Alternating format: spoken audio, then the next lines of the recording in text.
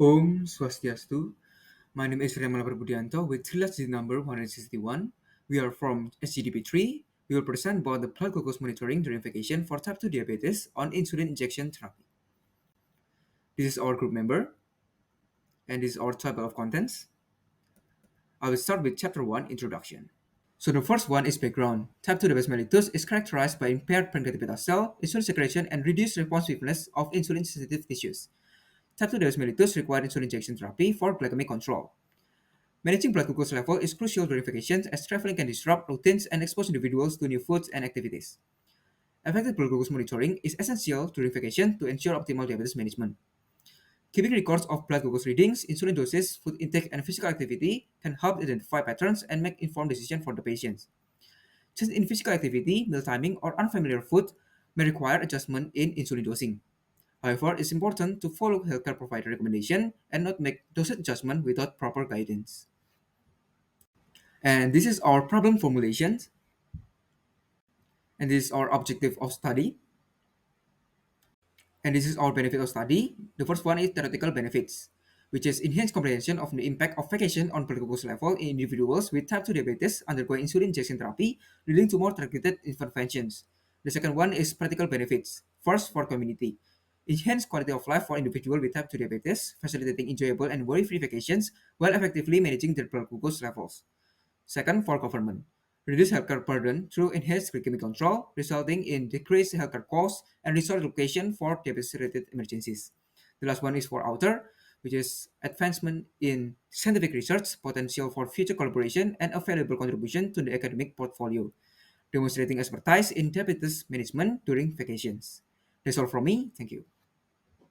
My name is Kevin Andrian Chandra with my trace digit number 095. Today I will explain chapter 2, content, start from 2.1, type 2 diabetes. Diagnosing and therapy. American Diabetes Associations have 4 criteria to diagnosing diabetes. First, fasting plasma glucose level of 126 mg per deciliter or higher. Number 2, oral glucose tolerance test or OGTT, a 2-hour plasma glucose level of 200 mg per deciliter or higher. A1C level, a value of 6.5% or higher. Tests will be performed in laboratory.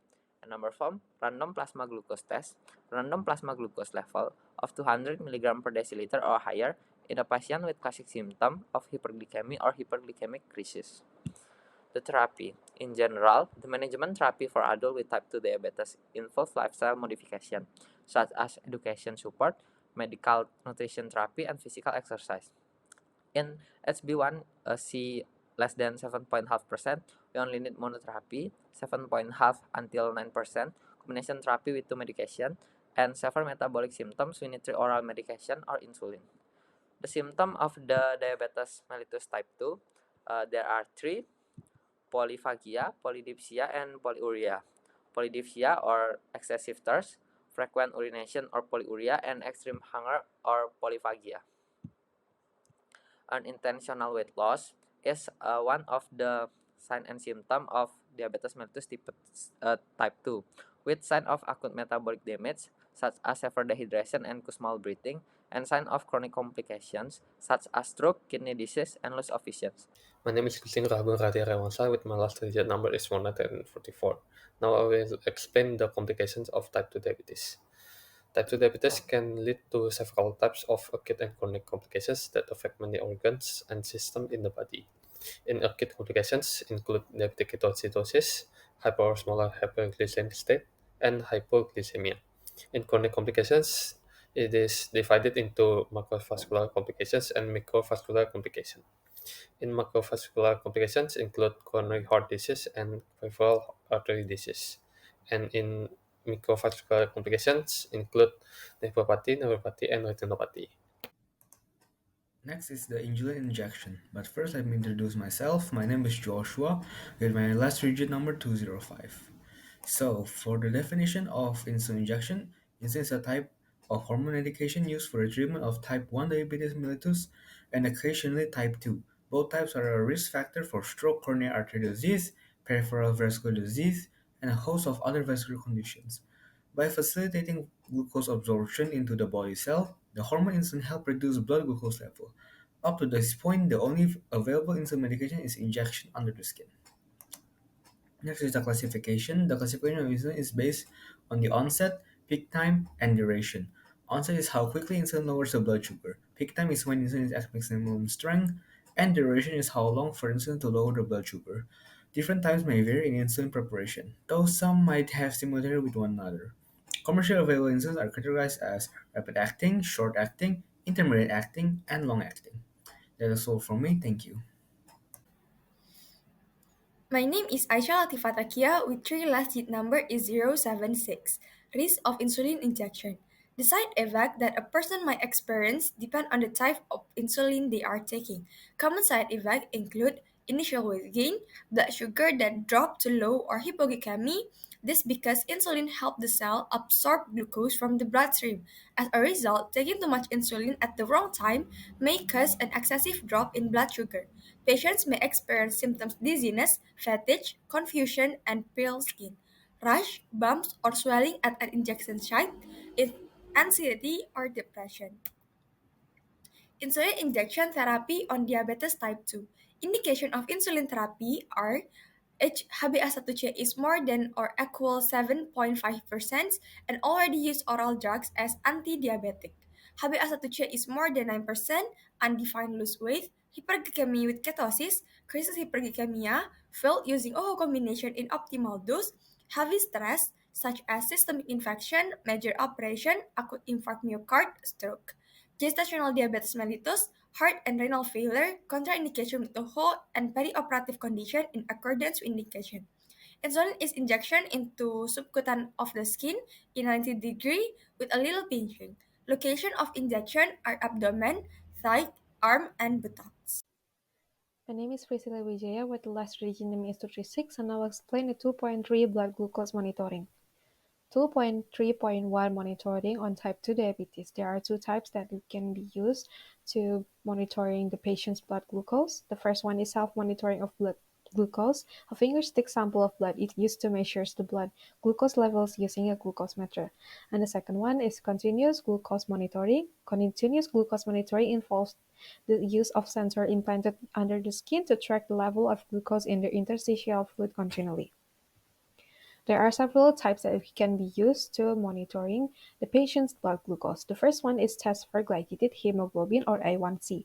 We must take the sum of patient's blood via intravenously, and the second one is fasting blood glucose test.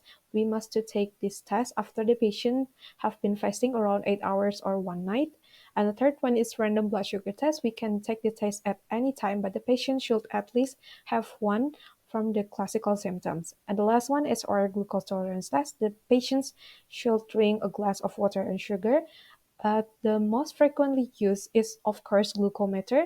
Glucometer is very practical tools that can be used by the patients to take the test by themselves at their home. Maybe it's from all from me. The next one will be explained by my friend. Thank you. Hello, my name is Komang Ayu Widhiani and my last three digit of student number is 044. Now let's move on to the next topic, results and critical findings. There are some of the critical results and findings that may arise from blood glucose monitoring. The first one is normal blood glucose levels. You can see the normal range levels on the screen. If blood glucose levels show this result, it indicates that the individual blood glucose metabolism can function properly. Next is prediabetes. You can see the prediabetes range levels on the screen. It divides into fasting blood glucose and oral glucose tolerance tests. Next is diabetes. Individuals who have diabetes have the result of high blood glucose levels or hyperglycemia. High blood glucose levels in individuals with diabetes are usually defined as random venous blood glucose, fasting blood glucose, and post-OGTT. And you can see the diabetes range level on the screen. And the last one is other tests, which is hemoglobin A1C. You can see the range levels of hemoglobin A1C on the screen too. That's all from me. Thank you. Okay, my name is Gusti Dinda with the last third digit is 112. So now I'm gonna talk about the travel risk for the type 2 diabetes patients while they're traveling either by the land, sea, or the air, where the activities are so limited. So they can do much activities such as exercise, so can reduce the glucose metabolism and result to the increase of the blood glucose levels.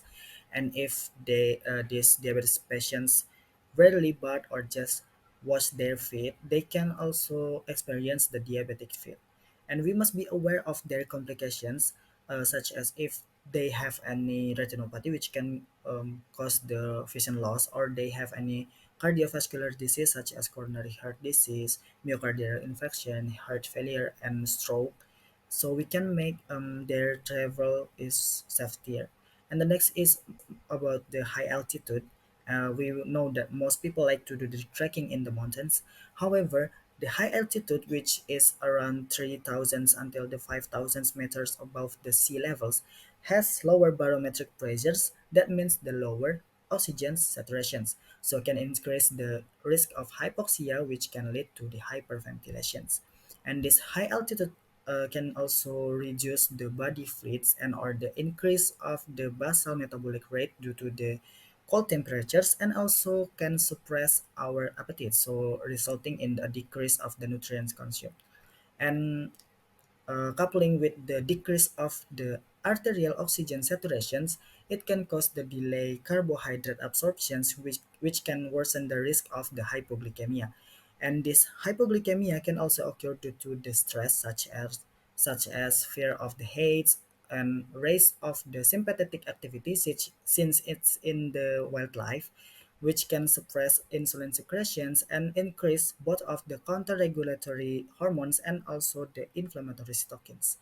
And that's all from me about the travel risk for the type 2 diabetes patients. Thank you. Okay, hello, my name is Putu Dinda Pramesti Sudastra, with my student number is 130. Now I want to explain about pre-travel recommendation for type 2 diabetes patients. Okay, when diabetic patients want to travel, they have a unique challenge to pay attention to their blood sugar during the trip to keep it stable. So there are several pre-travel recommendations for diabetes patients. First, patients should consult with their doctors before trips, such as detecting and treating symptoms of hypoglycemia and self-monitoring of blood glucose levels to minimize the risk. Second, diabetic patients must find as much information about their destinations as possible regarding climate and environmental conditions, because there are several factors that can affect the health conditions of diabetic patients, such as high temperatures, which can reduce the effectiveness of the medicines. Third, food choices while traveling. Diabetic patients recommend to choose low carbohydrate diet and regular blood glucose monitoring after eating that has proven effective in directing self-management to be carried out. Fourth, use medical warning signs to explain their diabetes conditions. And the last one is contact with medical insurance to discuss their medical coverage policies while traveling for an unexpected emergency. So that's all from me. Thank you. My name Pande Nyoman Dimas Prathista. Three last digit of my student number is 201. Now I would like to present about travel risk for patients with insulin injection therapy. For the first risk is disruption of routine. Travel can be disrupt daily routine, including meal timing, physical activity levels, and medication schedule directly impact glucose control. Second is access to supplies. Adequate access to medical supplies and emergency support is significant concern. Patients should carry extra insulin and supplies to account for unexpected delays, loss, or damage to their medication. Physical demands. Travel can be physical demanding, especially with activities like hiking, walking, and other. Patients with insulin injection therapy should be aware to potential impact of physical exertion on their blood glucose level. Thank you. Hi, my name is Gayatri Karuniaputri with Trilas ticket number 235. Now we're going to be talking about pre-travel recommendation for patients with insulin injection therapy. For a person with this condition, there is 4 total recommendations based on several journals regarding what patients with this condition need to prepare before traveling. The first one is make a visit to the doctor. At this step, the clinician will do a check to the patient in order knowing if patient is fit for travel or needing any vaccines, or maybe giving a tip due to its climate, since a different temperature will affect how insulin mechanism work. The second one is information on the destination country. This includes finding out access to the nearest health and learn enough language to ask for help. And the next is medical kit, the important one. This medical kit includes a medical information of patients, insulin kit, and quick cards as prevention. The principle of medical kit on diabetic person is take double amount as prevention. And the last one is other recommendation. These recommendations including identity bracelets if the patient cannot speak for him or herself, comfortable shoes as prevention on new scars or needing on special food. That's all from me. The next topic will be brought out by my friends. Thank you. Hello, my name is Kadek from the Agastya Karna, with my last three-digit number is 165. And now I will continue the presentation with Chapter 3 conclusion. For the summary, for this case, blood glucose monitoring is essential to ensure proper diabetes management and maintain optimal control for the patient.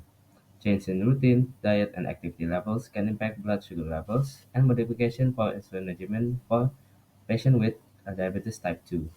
Individuals with type 2 diabetes who are on insulin injection therapy face potential risks during vacation, such as inconsistent monitoring, inadequate supplies, improper medication schedule, lack of insulin dose adjustment, increased risk of hypoglycemia, and limited access to healthcare.